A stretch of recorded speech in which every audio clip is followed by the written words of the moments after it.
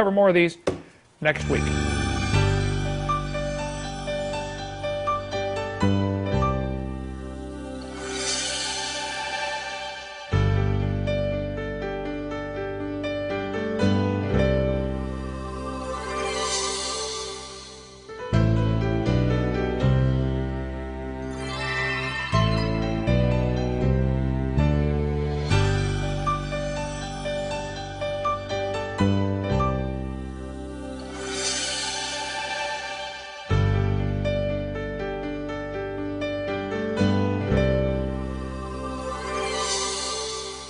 All right, welcome to our class number 8 of our CSE 201. We left off last week talking about the Lost Squadron. I forgot to mention in last week's lesson that we have a model of the Lost Squadron right in the next room here. You can see the little airplane down there and how far they had to drill to get to it. Those layers are not different ages. That's one of the lies in the textbooks. Also, they tell the kids that the layers of rock that we see in the world, the so-called geologic column, represents different time frames, and that is simply baloney. I was taught this. I believed it as a kid. I thought, well, it's in the textbooks. It's got to be true, you know. The whole geologic column is a joke. All over the world, petrified trees are found standing up, connecting these rock layers. Why on earth would we teach the kids the layers are different ages? I mean, how long does a dead tree stand up before it falls over? Is it possible for the bottom half to petrify and the top to keep growing? I mean, think about it. There's just no possible way this can happen. We had a German TV crew here today videotaping an interview with me, and I showed them just about the geologic column. They were just like calf looking at a new gate, like, everybody believes that. Yeah, you're probably right. Not everybody, but a lot of people believe it because that's what they've been taught. But it's not correct. Joggins, Nova Scotia, a friend of mine called me there from there today. He's up there getting some of the petrified wood. He's going to try to get a petrified tree in the vertical position, get a video footage of it, and then get it removed and bring it down here for our museum. That'd be cool, have one of those. We've got petrified tree right here that broken up into logs. You want a petrified tree, if it ever does get free from the dirt, it'll fall over, and it's solid rock. You know, it's going to bust up into logs. You go to the petrified desert in forest in Arizona, or Calistoga, California, or Florida, Mississippi. There are petrified forests all over America. You see oftentimes great big trees up into logs. They're probably petrified standing up.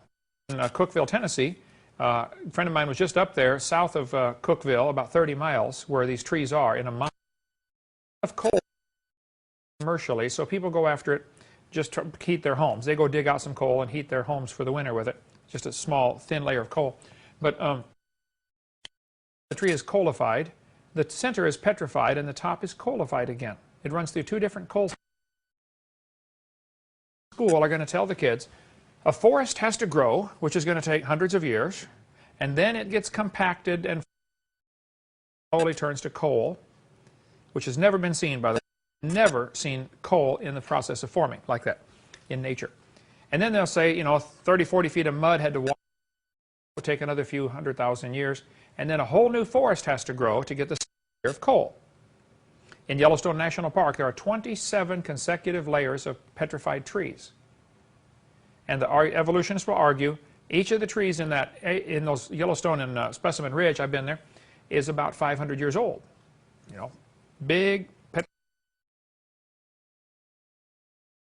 times 27, that's way more time than your Bible allows for. Well, you're assuming each layer had to form separately. What if there was a log mat drifting back and forth over that area as the tide went back and forth and dropped off 27 layers in 2 days? You know, it doesn't take millions a year.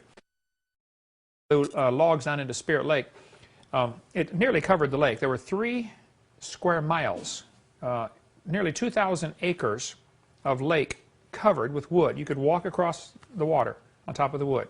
2,000 acres of floating logs. They began to get waterlogged, of course, soaked full of water, and then they began to flip up and float upright. Nearly always it was the root end down because the root end is heavier on the tree. And it was interesting, they began to sink to the bottom by species. The Douglas fir would all sink at the same time, within the same year, because they're similar density.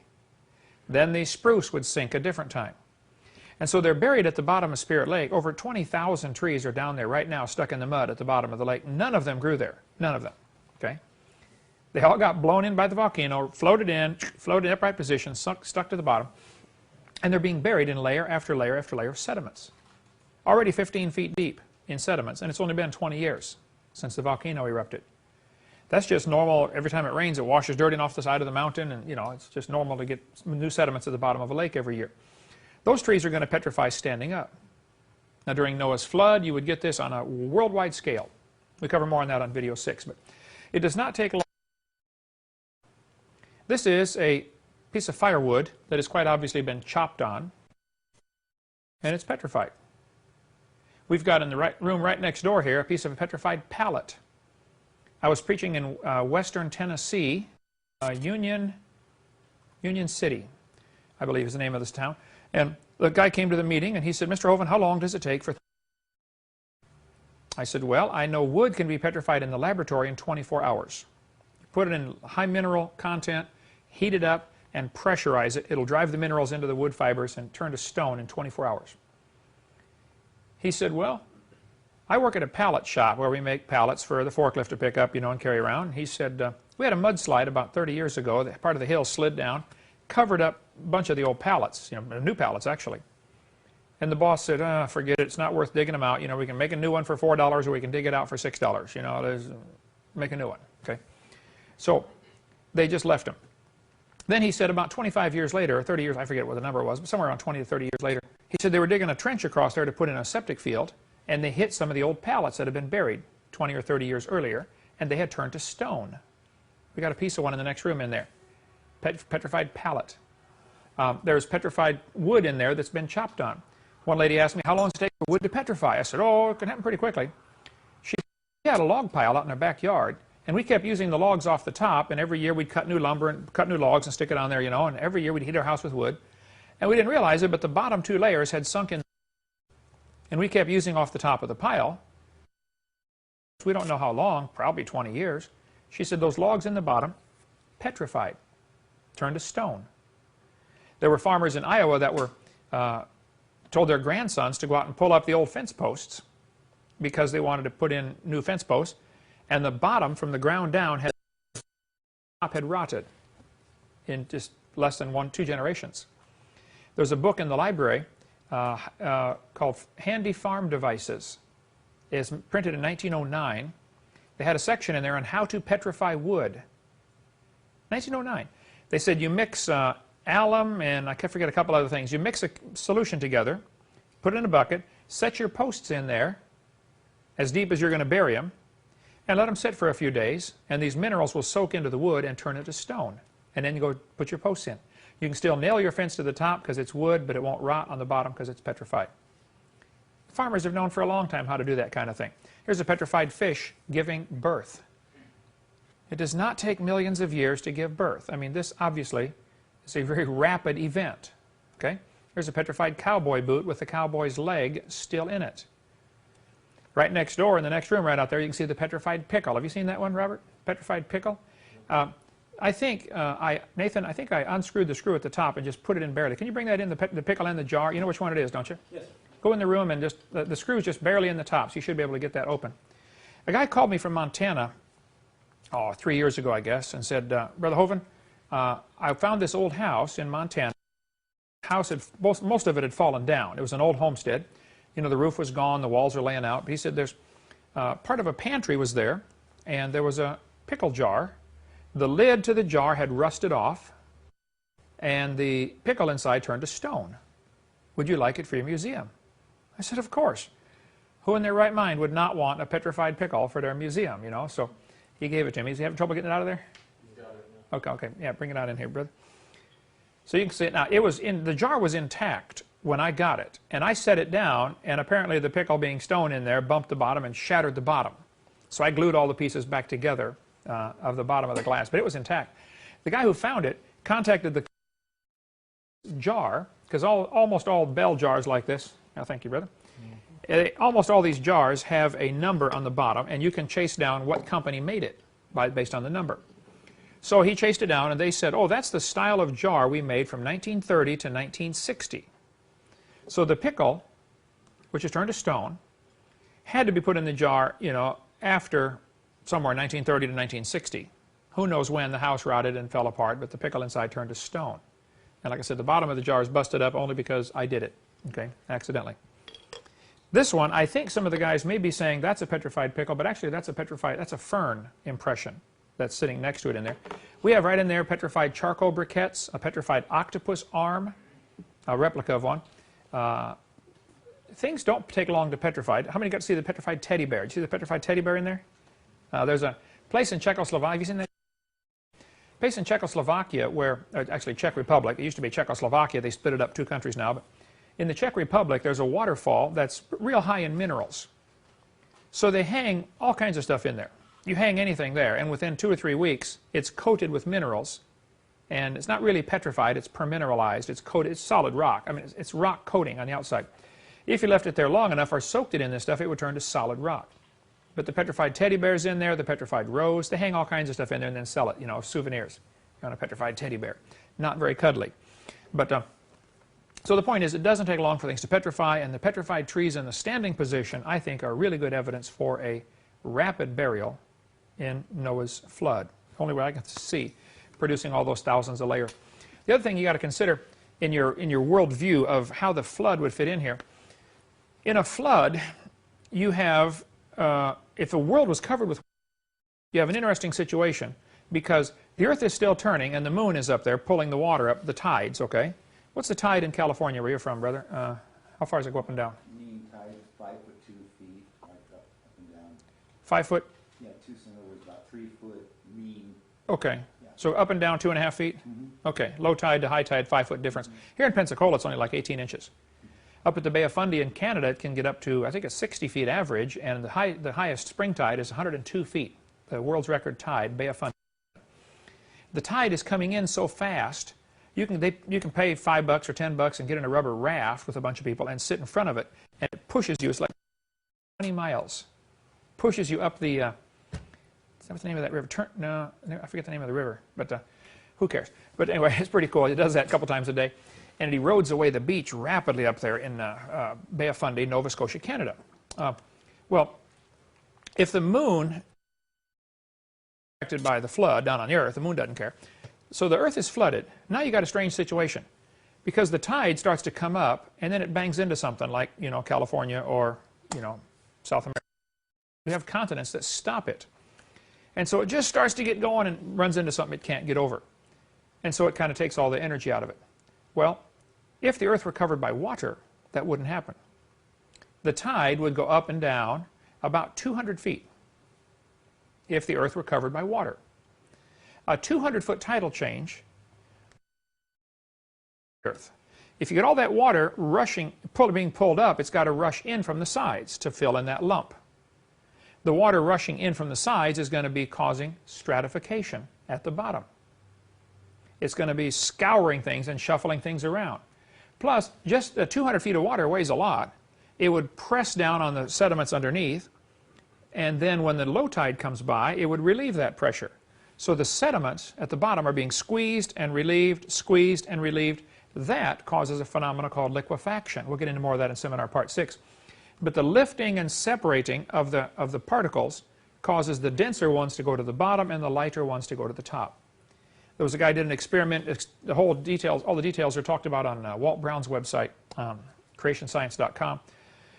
But he took a cement mixer and mixed up dead birds, dead fish, dead amphibians, dead reptiles, dead mammals, and sand, rocks, gravel, mud, mixed them all up, and he dumped them into a large aquarium. But before he put them in the aquarium, he put a big hot water bottle in the bottom, hooked to a hose, where he could, and he poked 1,000 holes in this hot water bottle, okay? So when he turned the hose on, it's going to fill the aquarium from the bottom, coming out all these little holes. So the water's going to be squirting up like 1,000 little squirt guns in the bottom of the aquarium under all this material mixed up in a cement mixer.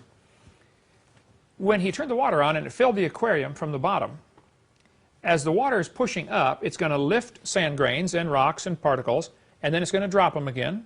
But the denser ones are going to drop just a little bit faster than the less dense. By the time the aquarium was full, it had already stratified the whole thing. It was dozens of layers of material, and the fish were at the bottom, amphibians were next, reptiles were next, mammals were last. Now, the evolutionists will just use an acronym FARM, F-A-R-M, mnemonic device, FARM. Fish, amphibian, reptile, mammal.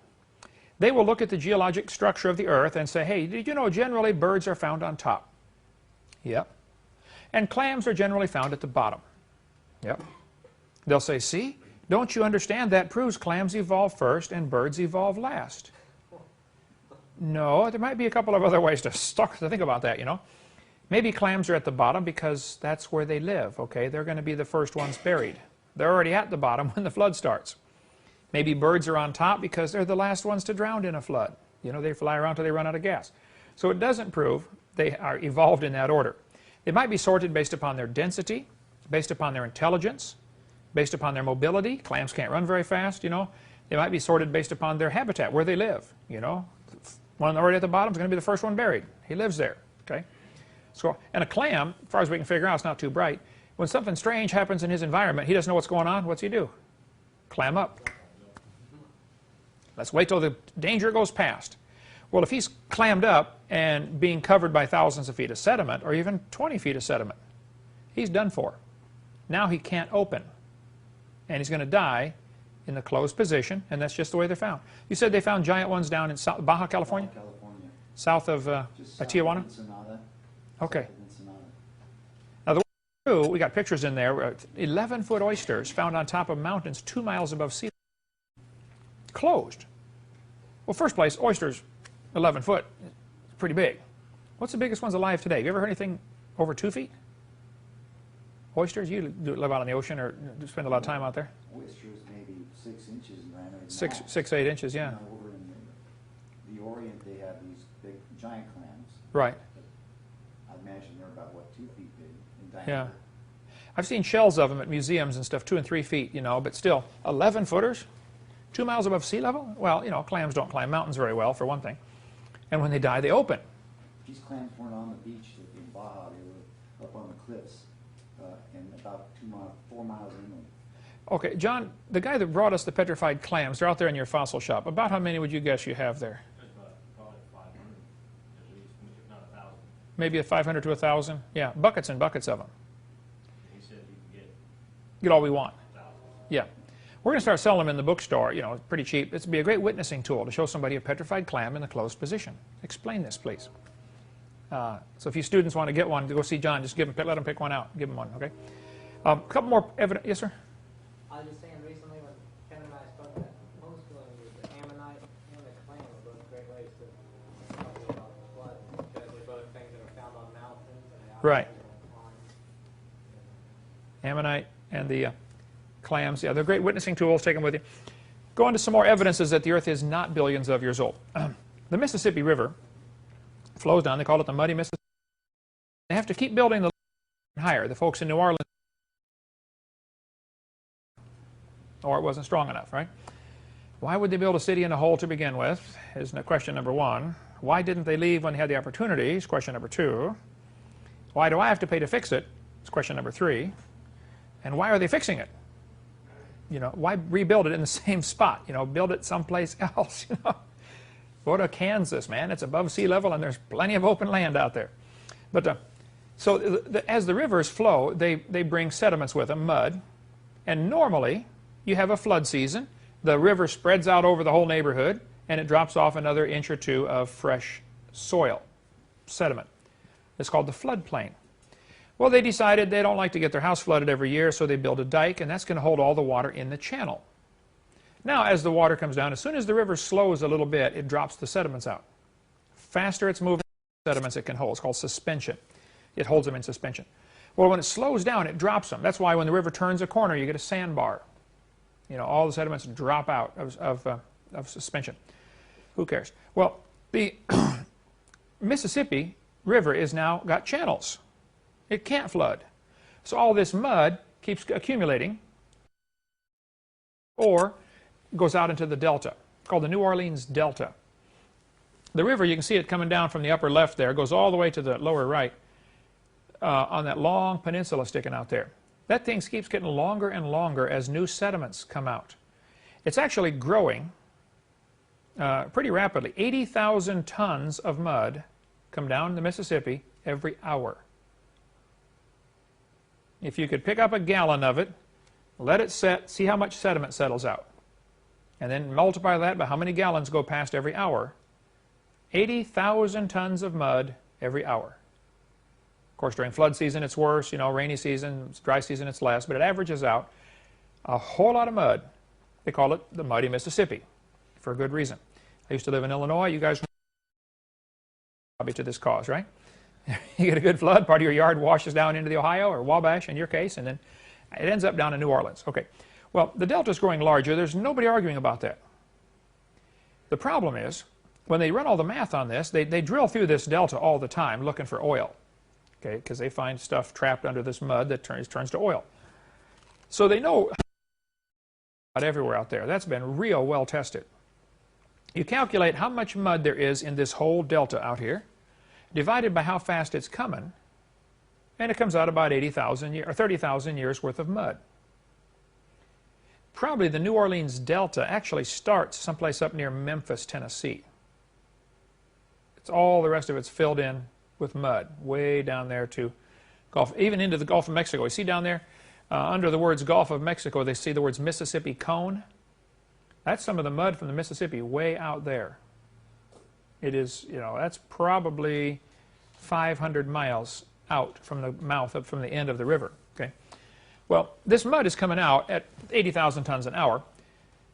The question is, why would it be only 30,000 years old? If the Earth is millions of years old, why isn't there more mud? Or why isn't the whole Gulf of Mexico full of mud by now? Now, this is one of the factors, probably, I'm going to say probably the only factor, that has been used by some people to say, this proves there was an ice age 30,000 years ago. The people who say there are multiple ice ages, say there was one 10,000 years ago and one 30,000 years ago. Wait, now how do you know that? Well, we know about the one 10,000 years ago from the Niagara Falls. And we know about the one 30,000 years ago from the Mississippi Delta. There might be a simpler explanation for this, guys, okay? Maybe there's only 30,000 years worth of mud out there because, you know, 6,000 years ago God made everything. 4,400 years ago there was a flood. As the flood water was running off, 70% of that mud's going to wash out there in the first 30 minutes. So today it's coming pretty slow. It's only 80,000 tons an hour. You should have seen the first few weeks, man. It was dropping a whole lot of mud out there. So it's just as logical, and I think more logical to say, most of this delta formed very rapidly. The rest has come, you know, fairly slowly, only 80,000 tons an hour. I preached at a church in Louisiana one time, and a guy said, Brother Hovind, I'm a pastor at a church in Baker, Louisiana. Here's his testimony. He wrote me a letter. He said, recently we did a seminar at Comite Baptist, which one of our young married couples attended. They told you a story of an experience I encountered. While working in an oil field, where we drilled through a tree over 60 feet, almost 14,000 feet below the surface. I can tell you that it was block 487 of the Mississippi River Canyon field, and we were drilling for Chevron Oil Company. I was the on-site manager for a well logging and sampling service, Dan Gunter. Imagine that. They drilled through 14,000 feet, which is 2.5 miles. And then they hit a tree. Now, he was the on-site manager. What they do, as they drill, then bring up sections, they save it. And they number it. And they log the whole thing. They want to know what they're drilling through. Because they know they're looking for certain types of rock. All of a sudden, oh, hey, next one we're going to hit oil. Okay? A certain type of rock. So the oil driller, they've drilled, I don't know how many bazillion holes in the world, you know, looking for this. So they know how to find oil.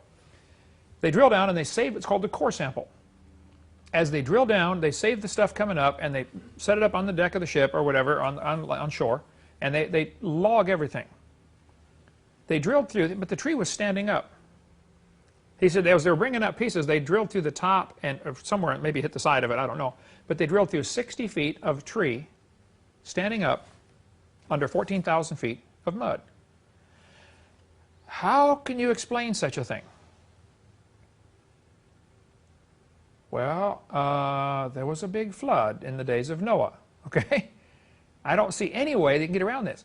when I was up in Anchorage, Alaska, I Portage Glacier. And I'm up there on the ship, you know, looking at the glacier, watching the pieces fall off, and everybody's clapping and cheering. And I got talking to the guy next to me. I said, what do you do for a living? He said, oh, I work up on the North Slope of Alaska, up near Barrow. I said, oh, yeah, what do you do? He said, well, we drill for oil up there. I said, well, do you ever see anything unusual when you drill?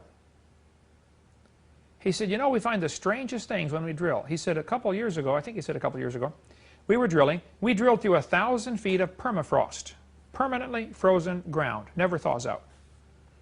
And we started hitting wood. And we started saving the pieces like well drillers do, you know, to see what we're drilling through. He said, we drilled straight down the top of a tree, 300 feet tall, under 1,000 feet of permafrost. Well, first place, there aren't many trees on this planet that are 300 feet tall. Okay? These trees around here in Pensacola, about 60 feet. Not many trees over 60 feet here in Pensacola. And these are big trees. The tallest tree in the world is in a redwood forest, one of the redwood trees in California. It is, I think it's 340 feet now, something like that. It's called the General Sherman tree. It is the world's record holder. 340 feet, I believe, is something close to that is the world's record. And those redwoods, you know, Robert, are huge, okay? You don't have them around your place, do you? Do you have them, are they south of San Francisco? Just north. Muir Woods is low. 2 hours from San Jose. From San Jose? Yeah. I know we used to go to Muir Woods all the time and all up and down the coast clear up to Oregon, you know, to petrify redwood trees. You've been up there, brother, and got probably 30 of them you can drive through. We didn't take my van through there because you have to take the mirrors off. You know, it's a real tight fit with the van. So we said, ah, forget it. We'll just take a picture, you know. Trust me, the car will go through there, okay? But these trees are huge. Albert, you've never been out there, have you? You got to get to California. Haven't seen snow, haven't been to California. We got to send 3 states, Alabama, Georgia, and Florida. Yeah. We'll get you to travel some, Albert. Just hang in there, okay? But the point is, a 300-foot tree is absolutely monstrous. To get one under 1,000 feet of permafrost, now how could you explain such a thing? I think there was a flood. A really, really big flood, okay? Like worldwide flood. This is a picture of the oldest tree in the world. Actually, whether it's the oldest tree or not, nobody knows because the oldest one is purposely not identified. There's a whole grove of trees up in the mountains called the White Mountains, right near the Nevada border, California-Nevada border. Have you been up there to the, these kind of trees? I haven't seen it, but I've seen the Bristol cone pine. Yeah, well, these are the Bristol cone pine. Okay. Now, there's also the Joshua trees up there, the Joshua Tree Memorial, you know, those are pretty old. But these Bristol cones are fascinating. It is a gnarled mess. It's a tangled up mess, these Bristol cones are. They drill in a real tiny hole, about the size, you know, the pencils where you can adjust the lead, those real thin lead strips in there, the number 0.5 millimeter pencils. They've got a drill bit that drills a hole that small, but it's a pipe. It's a pipe that's that small, 0.5 millimeter outside diameter, I believe. As they drill in, it's caking out, the center part is hollow, and so they drill in a ways and then pull it back, and it snaps off a little core sample, real tiny, okay? Then they drill in some more and pull it. They drill into these trees. They don't want to hurt the tree too bad, okay? And then when they're done, you plug the hole with wax or something. I don't know. But so the tree, it grows really funny. It's a tangled up mess, and it's very difficult to count the rings. But the oldest tree, by the way, we got a piece of bristlecone right in the next room here, okay? This is it right here. I counted the rings. I had to use a magnifying glass to count the rings. It's something you guys might want to do for Dinosaur Adventureland when kids come here. If we get a piece of bristlecone and say, who can guess how old it is? And give them a magnifying. I had to use a magnifying glass and a needle. And I was counting the rings, you know, 1, 2, 3. And I put an ink pen and I marked every 10 rings. So if you look in there, every one of the marks is 10 years. Well, 10 rings, okay? Bristlecones grow really slow. If you look out on the long bench we've got out there, we've got all the log samples, you know, on the bench. The very last one, closest to the tower, is a piece of bristlecone. It has 400 rings, and it's only that big around. 400 years old, about. Very tough to count. But anyway, the oldest tree, they've been able to count the rings, and tree ring dating is not an exact science, okay? Sometimes they grow 2 rings a year. Sometimes, you know, it can vary some.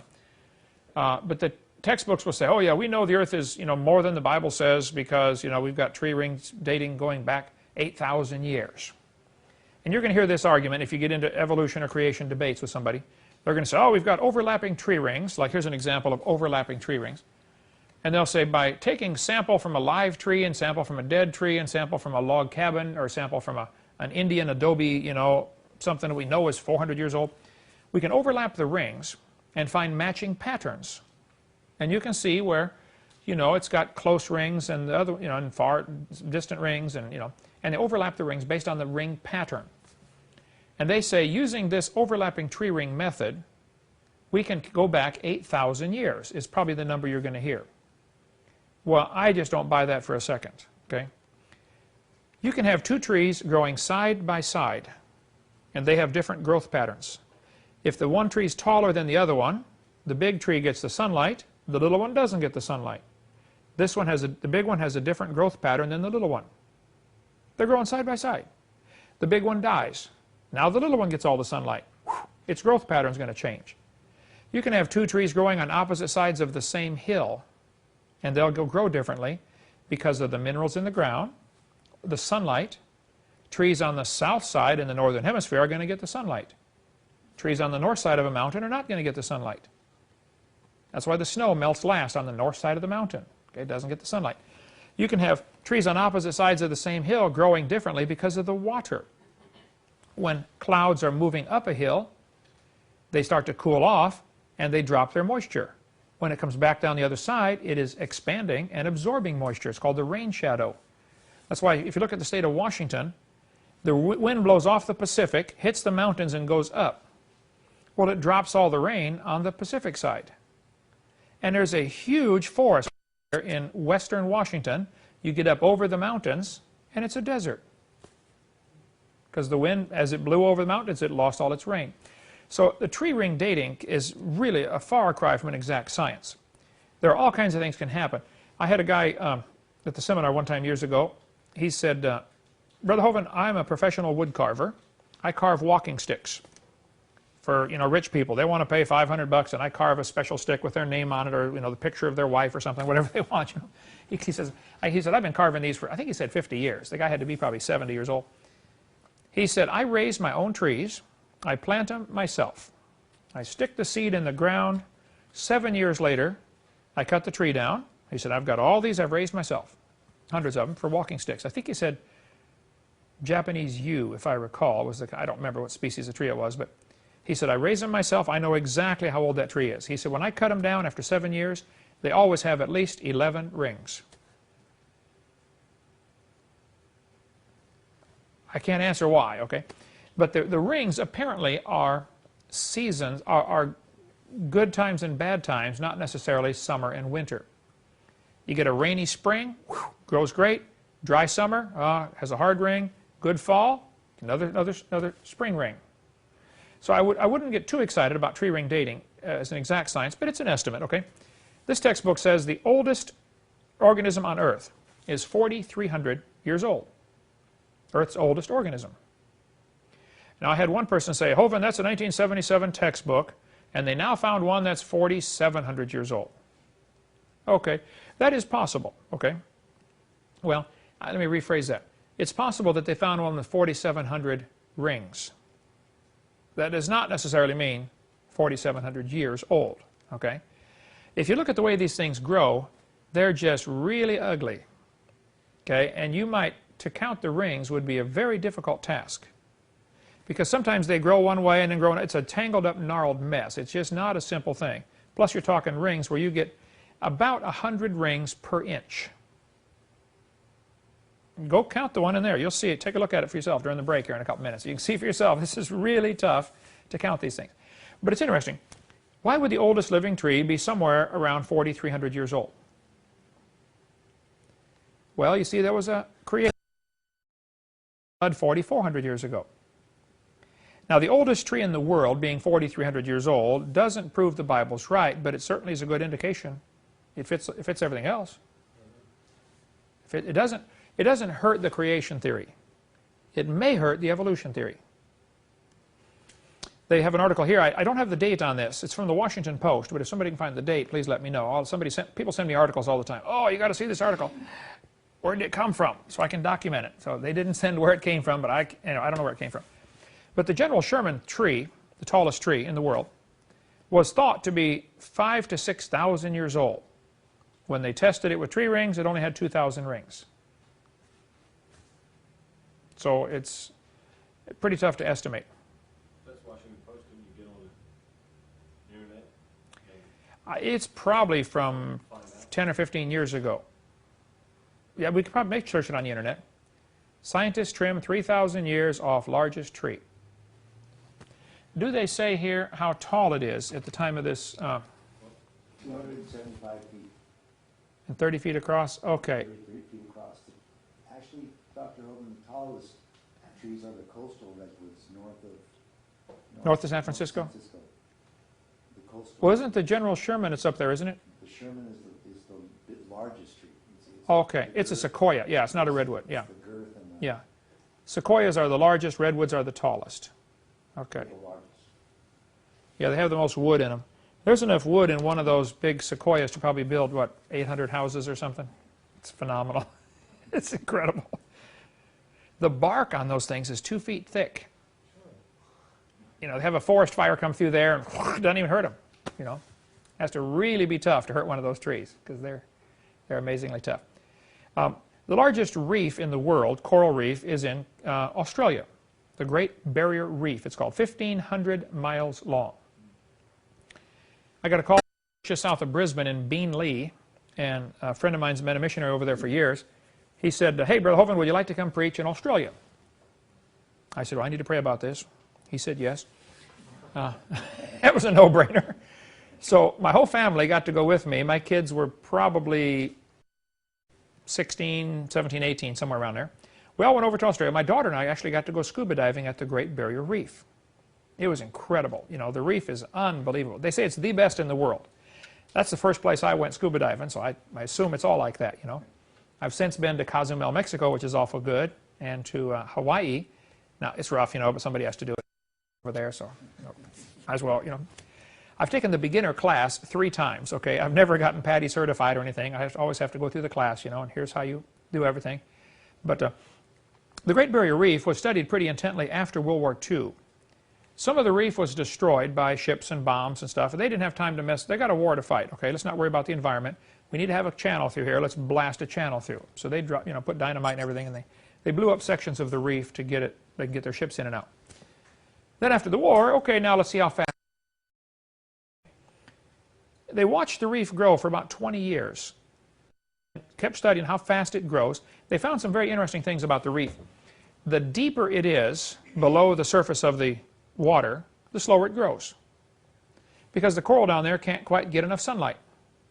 As it gets closer to the surface, it grows faster. Plus, during flood season on land, the reef grows faster. Because more stuff's being washed out. More minerals are in the water, which means more critters can eat the minerals, which means the coral can eat more critters. So during flood season or rainy season, you have a different growth rate than you do during. There are quite a few factors that influence reef growth, okay, how fast it grows. But based on a 20-year average, trying to take everything into consideration, they said the oldest reef in the world is less than 4,200 years old. Some studies said like 3,800 years old, okay? Somewhere around 4,000 years, okay? There's an article in Creation Ex Nihilo magazine, had one, the older version. They're in the library if you guys want to check that out. Creation, they changed the name. It used to be Creation Ex Nihilo, which means creation out of nothing. They changed it now. They just call it Creation Magazine, okay? There's also one called Creation Illustrated, which is good. We encourage people to get either one of them, but they're unrelated to each other. This is an article, I think the book is called Origins, or the magazine is called Origins, and the article is called Coral Reef Growth back in 1979. But that's where they said, look, it's around 4,000 years old. Now keep in mind, this is not one growing organism. It's a whole bunch of organisms growing on top of each other. It's a colony of coral. You know, one dies, leaves its body behind, and the next one grows on top. But why would the oldest or largest reef in the world be less than 4,200 years old? there was a flood 4,400 years ago. Now that flood would have totally rearranged the surface of the earth and reestablished ocean levels, water levels, and reefs would have to start growing from scratch. Though some might have started growing on top of a previous reef if it happened to end up at the right elevation in the water. If a coral reef after the flood, excuse me, if a pre-flood reef ended up 30 feet above sea level, it's all going to die. Okay? If it ends up 300 feet below sea level, it's all going to die. It's got to be a certain, certain distance depending upon the clarity of the water, depending upon the latitude. If it's too cold, it can't live down by Antarctica.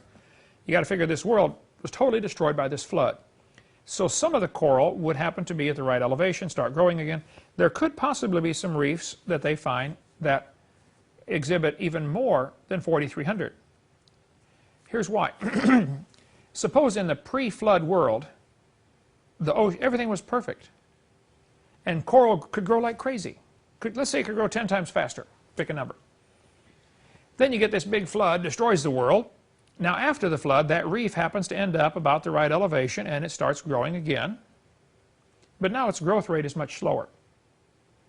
So we take today's growth rate, drill down into that reef, and say, wow, that's 14,000 years old. Based on today's growth rate, yes. But see, the growth rate would have changed because of the oceans changing, the atmosphere changing, so many changes after that flood. Okay, before we start in Niagara Falls, which is the next one, another evidence the Earth is not billions of years old, let's take a couple-minute break, and I want you to go in and take a look at the bristlecone pine and just try to count the rings. You see what I'm talking about, how tight they are. It's pretty cool. All right, back in 5 minutes. All right, let's take up where we left off here. More ways to prove the Earth is not billions of years old. These are called indicators. Geochronometers is another word for it. How old is the Earth? Well, there's no data on it, obviously, but so there's all kinds of ways you can try to kind of test how old it is. The guy, somebody mentioned during the break about calling the pastor, I would recommend you that are taking these class by live or by tape, call all these people. So you can say, I talked to him. It just adds credibility. I talked to the guy that it happened to. And plus, if you find any phone numbers have changed, because I keep notes in here continually, and I can't keep 7,000 slides all up to date, call me. I'll fix my slide, okay? Try to trace them. Or if you can't find them, we'll see if we can, Here's a picture of Niagara Falls. I've preached 3 or 4 times now up in Buffalo, and I always try to go over and see the falls when I get there. It's just incredible. Any of you ever seen Niagara Falls? And well worth going to see. Niagara Falls is huge. This is the Canadian side of it. There's actually two parts to the falls. But the textbook here says, the rocky ledge above Niagara Falls has been eroding for nearly 9,900 years. Now, how could they make a statement like that? How would you know? Well, the water is going over the edge and it breaks the rocks off the edge. All waterfalls do that, okay? Gradually the water breaks off the edge, the rocks break off the edge, and the water's going to move back. The falls is going to move back. It breaks the rocks off also because underneath the layer of dolostone on top, it's softer underneath. So it erodes the lower part, and then you got this ledge hanging out, and all of a sudden it snaps off. You can go up there and buy video footage of some huge chunks of rock breaking off. There were some, I don't know if people were killed or not, but there were some large slabs that broke off one time where it used to be a observation platform. People stand there and watch. All of a sudden, whole thing's gone. An area the size of this room falls off. This this map is from a Niagara Falls Museum guide. No, the map is actually from a textbook, I believe. A textbook that I have in my library there. I should get the picture of the date on here. It's one of the geology or earth science textbooks. Anyway, it has been known for several hundred years Niagara Falls is eroding back. That's normal. All waterfalls do that. You can see the lines on there where it used to be in 1764 and then in 1918. It erodes back about 4.7 feet a year, according to the museum guide. Now, in the 1930s, you notice since 1927, it hasn't gone back much. Well, that's because in 1930, they dug a channel beside it to drain the water off to use to make hydroelectric power. They can actually divert all of the water and dry the falls up if they want. They can shut off Niagara Falls. And they do sometimes. If they want to repair it, they shut it off.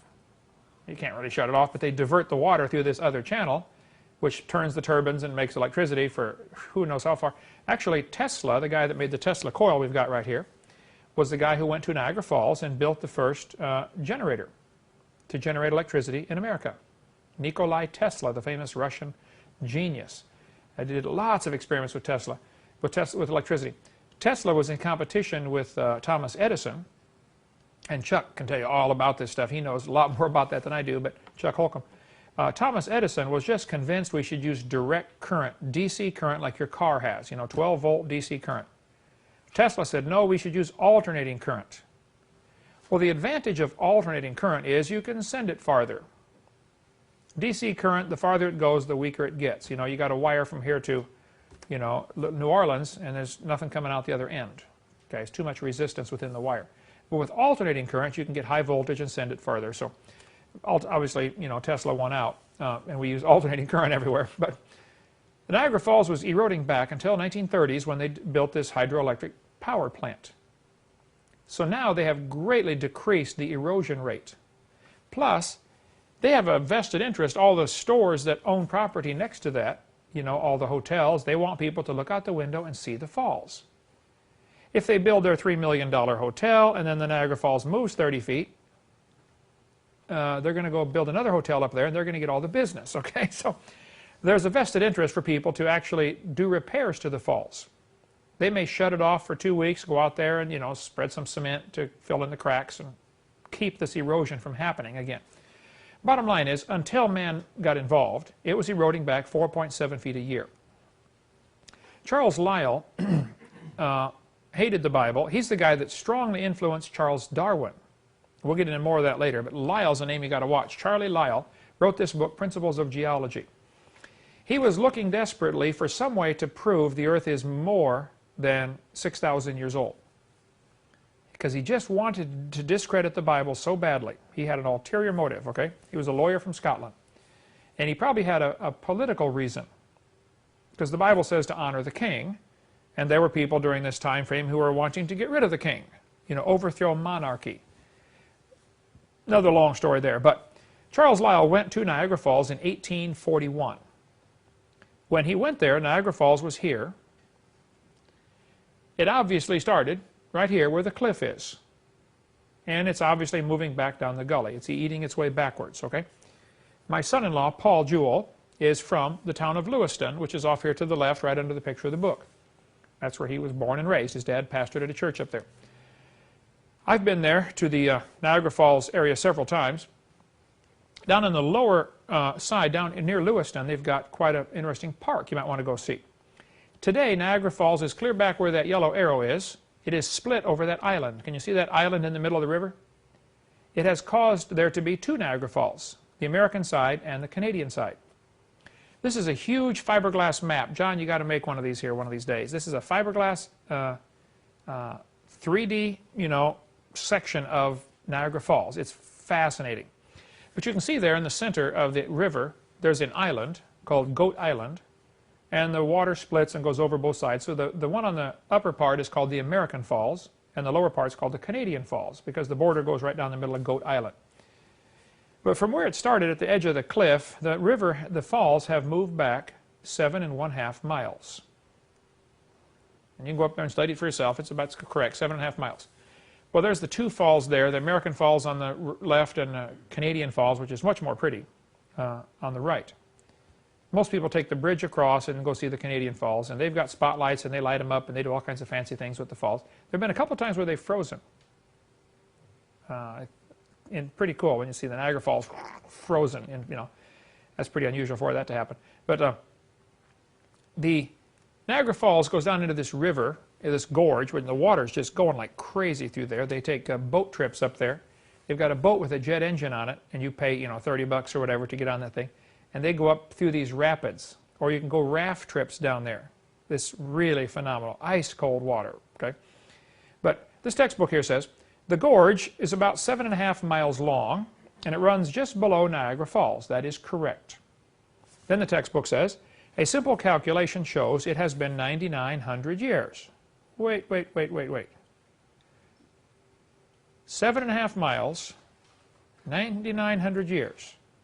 And that is not correct. If you do the math on it, it's moving back 4.7 feet a year. That's only 8,400 years. Charles Lyell is the one who said it was about 10,000 years old. He made up that number based on a much lower erosion rate because he wanted to discredit the Bible. He's the one who said Niagara Falls is 10,000 years old. And then people said, well, hey, the Earth is millions of years old. How can the falls be only 10,000? And he said, well, this proves there was an ice age 10,000 years ago. And the topography of the Earth was different, and as the ice melted back, it was ice melt that caused this Niagara Falls to erode this gully. So they date the ice age based on Charles Lyell's estimate that Niagara Falls is 10,000 years old. That's how they come up with that number. Now here's a sketch of Niagara Falls. It's right there.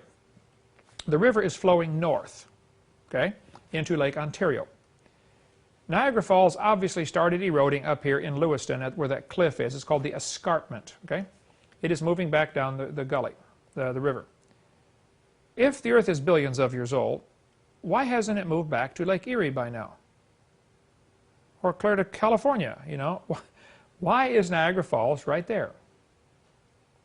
Well, about 6,000 years ago, God made everything. 4,400 years ago, there was a big flood. A guy named Noah built a big boat, saved all the critters. After the flood was over, the water's running off. Psalm 104 says the mountains arose, the valleys sank down, the water rushed off. Read Psalm 104. And half of that gully washed out the first 20 minutes. You can see after a good rainstorm where the water's running off, it'll eat backwards into the dirt a long ways. You know, the pond we've got out here for drainage, we had to put in a concrete spillway because the water kept eroding the dirt back so fast. One good rainstorm, and man, you can lose 15 feet of dirt, you know. So Niagara Falls looks like it's 9,900 years old. They forgot the flood. That's what formed 80% of it. And even then, they forgot to get the right number. You used the right mathematics. It should have been 8,400 years, not 9,900 years. But their 9,900 is based on Charles Lyell's estimate, which was a bold-faced lie to try to discredit the Bible. The known erosion rate is 4.7 feet a year. Okay, who cares? When it rains, 30% of the water runs into the ocean. The rest of it evaporates or soaks into the ground, becomes part of the water table. But on average around the world, about 30% is going to run into the ocean. As it runs in, it brings with it what are called mineral salts. There are all kinds of salts in the ground, mineral salts they're called, and they are being washed out into the ocean by the rivers. It's a known fact. Nobody argues about it. It's no big deal. Well, today the oceans are 3.6% salt. They're gaining salt every day. They could have gone from nothing to 3.6% in less than 5,000 years. Now, there are all kinds of indicators here that you can look up on creationscience.com or ICR.org. They have taken studies of each of the different salts. And they'll say how much of this particular salt, sodium chloride, is in the ocean, and how much comes in every year. And they get a number of maybe 100,000 years. They'll take a different salt, one of the potassium salts, and say, oh, well, this one took, we got 300,000 years worth. So you're going to get different numbers based upon which type of salt you're doing this with and how much is coming into the ocean. Of course, you got to realize, looking at today's salt increase is going to be a really rough estimate. You may have had a whole lot more wash in the first 5 years after the flood was over as the ground is drying out. There may have been a whole lot more salts on the ground for various reasons. But it's a simple fact. Most of the salts in the ocean could have accumulated in less than 5,000 years. So why aren't the oceans saltier? Has anybody ever been to a Great Salt Lake or the Dead Sea in Israel? I was at the Dead Sea over there, and they said, don't get any water in your mouth. Well, I took off swimming. I was a lifeguard, and I got one drop of water in my mouth. It is 30% salt. I tasted that for 3 days. I couldn't get that taste. It was horrible. I've got some of the Dead Sea water. It's up on Jonathan's desk. It's a Coke bottle full of Dead Sea water. Is it up there, Heath, by your desk? You seen that? You should feel that next to a bottle of regular water. It is just like, golly, it feels like lead. It is so heavy. because it's so saturated in salts.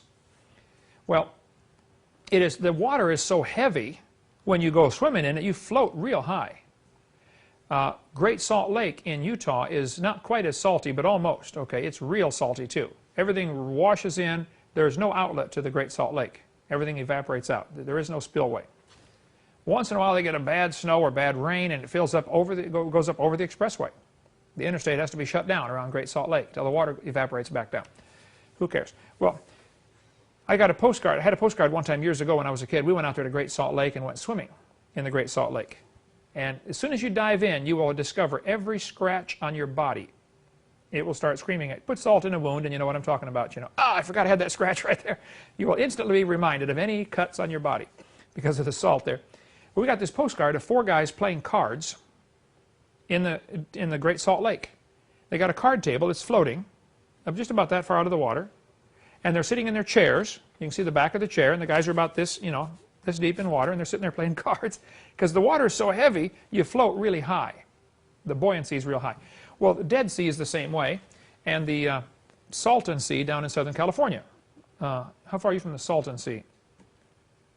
Used to live about 5 hours from it. Okay, 4 or 5 hours, yeah.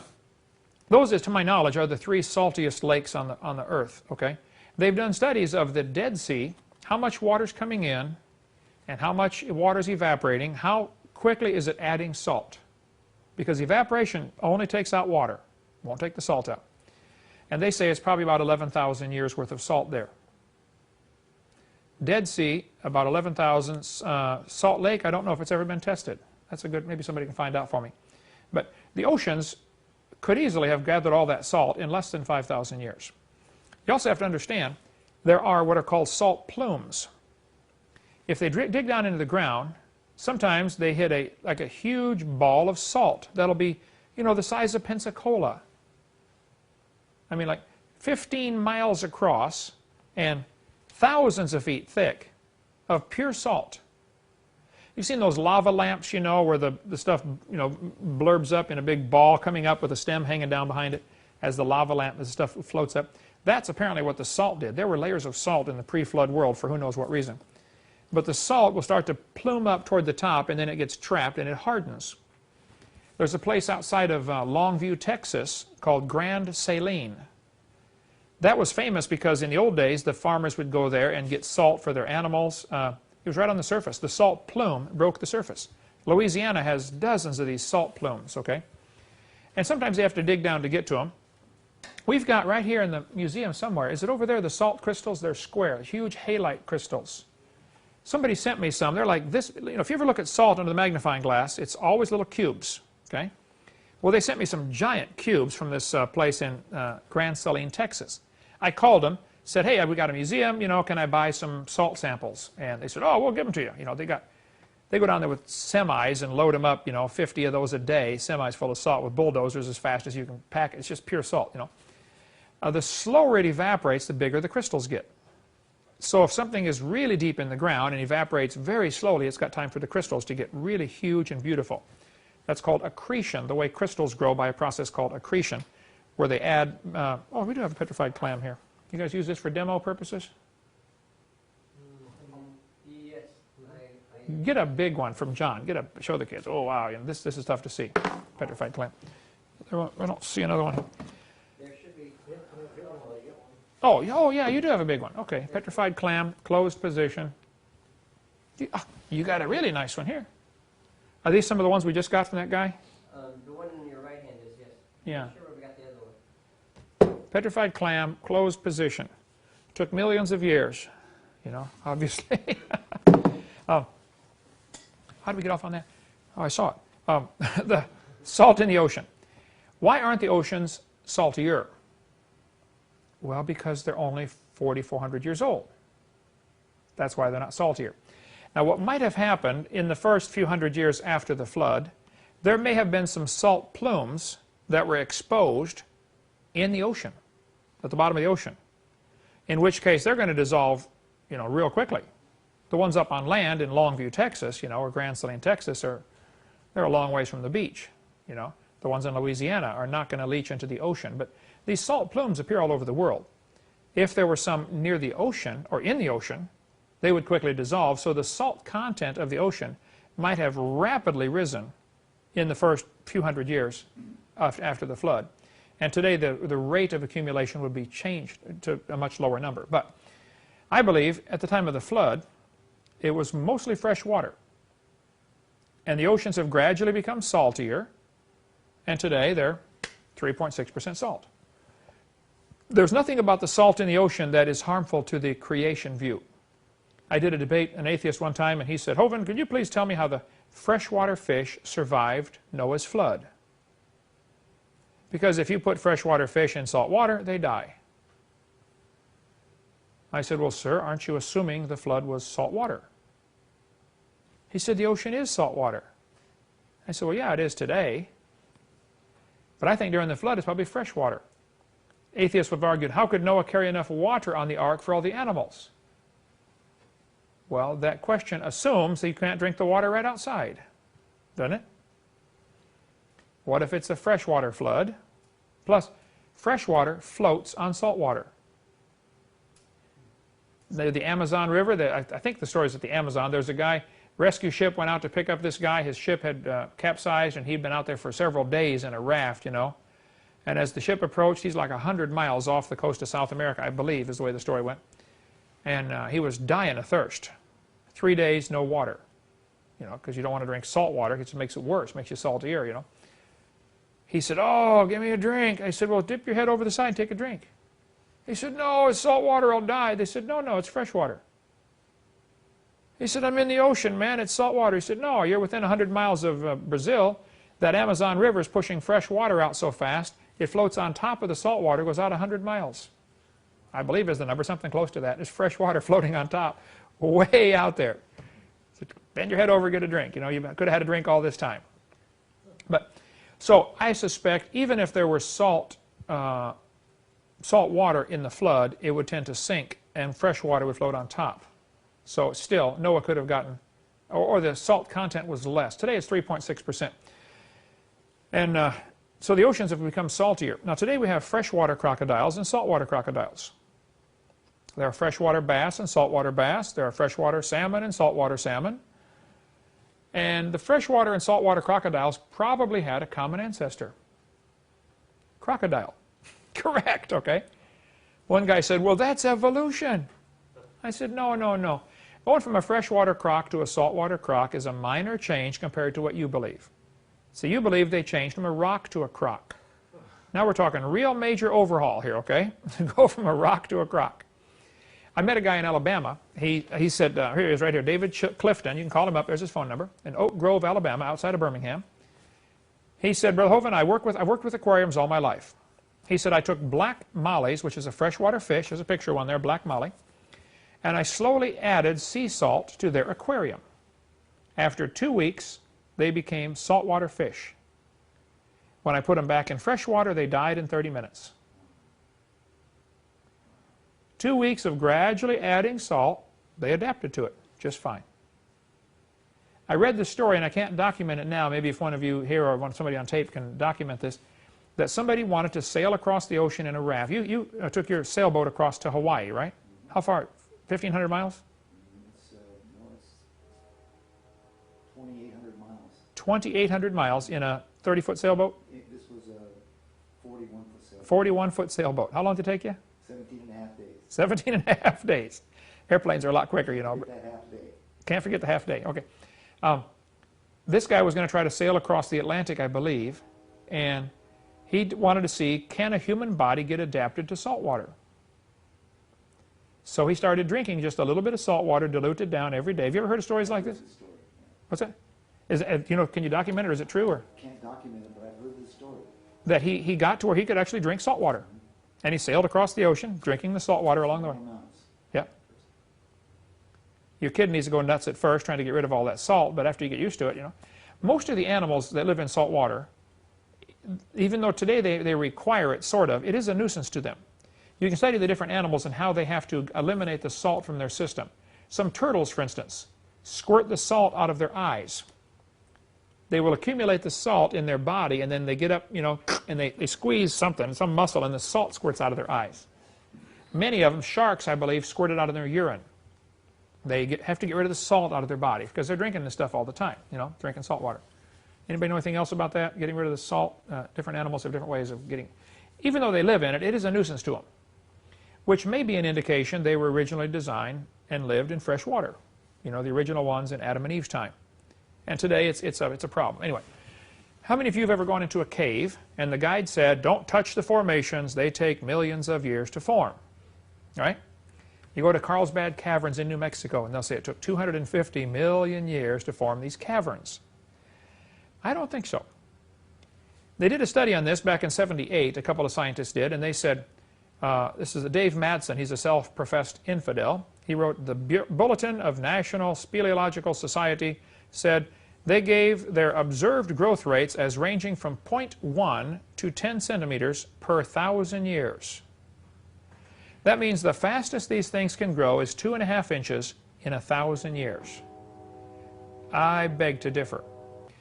Maybe before we get into stalactites more, we should remember fresh water and salt water. There are a lot of animals today that go in and out, like the salmon. Lives in the salt water and then goes upstream, you know, to spawn in the fresh water. There was a whale in California. Do you remember that one that came, Humphrey the humpback whale, I believe it was, came up all the way to Sacramento, got trapped in the river. Sacramento is a long ways upriver. How far would that be? By the way, the river, probably 100 miles in fresh water. And they had to chase him back out or something. I forget how they did that. You know, had to get the boats and they got stuck. Yeah. Jonathan and I decided, you know, if these dolphin and whales keep beaching themselves, you know, and killing themselves, and the environmentalists go out there and try to drag them back out, you know, we're going to go out there and say, no, don't drag them out. They're trying to evolve, man. Leave them alone, you know. They're trying to grow legs. Leave them here, you know. Stop saving the whales, you know. Okay, back to stalagmites. This is a picture under the Lincoln Memorial, a picture taken in the 60s, memorial built in 1922. How do you get 50-inch stalactites in 40 years if they grow 2.5 inches per 1,000 years? Let's see, 50 divided by 2.5 is, what, 20. Did Lincoln die 20,000 years ago? No. This is in Carlsbad Caverns in New Mexico. There's a bat covered up with flowstone. Before it had time to rot, it was covered on top. Now this is a stalagmite. Stalactites grow on the ceiling. They hang tight to the ceiling. Stalagmites are on the ground. Stalagmites grow much slower than stalactites because up there you got gravity helping, you know, stretch the minerals out. On the ground, gravity's hurting, you know, squeezing them together. Here's a refrigeration shed down in Fort Pickens, Pensacola, Florida, right down here. You can go out. You've been to Fort Pickens, you know, they got the brick fort, and then next to it is the old steel and concrete fort built for World War I. You have to get special permission to go in there, and because they got it all locked up, because it's unsafe. There's rusty steel sticking out every place, you know, the forts are wrecked. But Brian, that used to work here, went out there with the camera and got this picture, 2 inches long, hanging from a refrigeration shed used in World War I, or after World War I, 1926, the shed was built. Here's a building in Indiana built to be the Lewis and Clark, George Rogers Clark Memorial, built on the Wabash River, Vincennes, Indiana. The building is made out of limestone blocks, and it rains and the water seeps through the limestone. Acid water dissolves limestone. You can take muriatic acid, battery acid, any kind of acid, and pour it on concrete. And it'll start to bubble and foam and fizz. It's dissolving the concrete. When they're done doing a brick building, they build all the brick, you know, they put all the brick up there. Any mortar that's splashed on the brick, they get muriatic acid, which is cheap. You buy it for $2 a gallon, you know, at a swimming pool place. And they get rubber gloves and get a mask on and get a scrub brush and scrub the brick with muriatic acid. It eats away the mortar that is spilled on there. And eats away the mortar between the bricks if you leave it on too long. It'll unbrick your wall for you. Okay? You don't want to do that. But you scrub it on, let it sit for a few minutes and hose it off, and muriatic acid eats it. Well, when plants die, they produce what's called carbonic acid. There are all kinds of acids. I don't know how many, a lot of them.